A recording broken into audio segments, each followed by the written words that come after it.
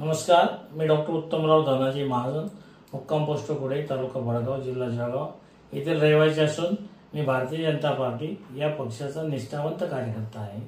2014 मध्ये मला भडगाव पाचोरा या विधानसभा मतदारसंघातून विधानसभेची निवडणुकीची मला संधी माननीय एकनाथरावजी खडसे, नाथाभाऊ आपला गिरीश महाजन यांच्या माध्यमातून ही संधी मला मिळाली।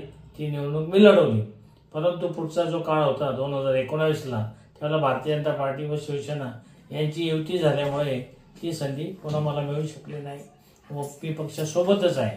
आता या वर्षी 2024 मध्ये लोकसभेच्या निवडणुका लागलेल्या आहेत आणि या लोकसभेच्या निवडणुकीच्या वेळेला महाविकास आघाडीच्या घटक पक्षांमार्फत मला लोकसभा लढवण्याच्या संदर्भात विचारणा करण्यात आली। मी त्याला इच्छुक होतो आणि मी त्या गोष्टीला होकार दिला।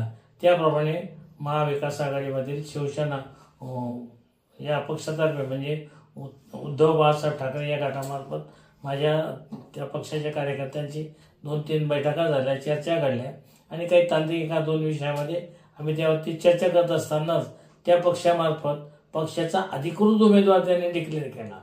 तो उमेदवार डिक्लेअर झाल्यामुळे पुढच्या चर्चा सगळ्या थांबल्यात। परंतु आता आज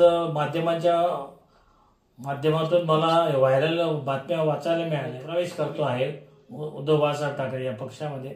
तर मी या संदर्भात माझ्याशी पक्षाकडून किंवा माध्यमांच्या प्रतिनिधींकडून कुठलीही विचारणा करण्यात आलेली नाही। भारतीय जनता पक्षासोबत आहे, पुढे भविष्यात मी पक्षासोबतच राहणार आहे हे मी आपल्या या माध्यमातून पक्षाच्या कार्यकर्त्यांना, माध्यमांना सगळ्यांना कळवू इच्छितो। नमस्कार।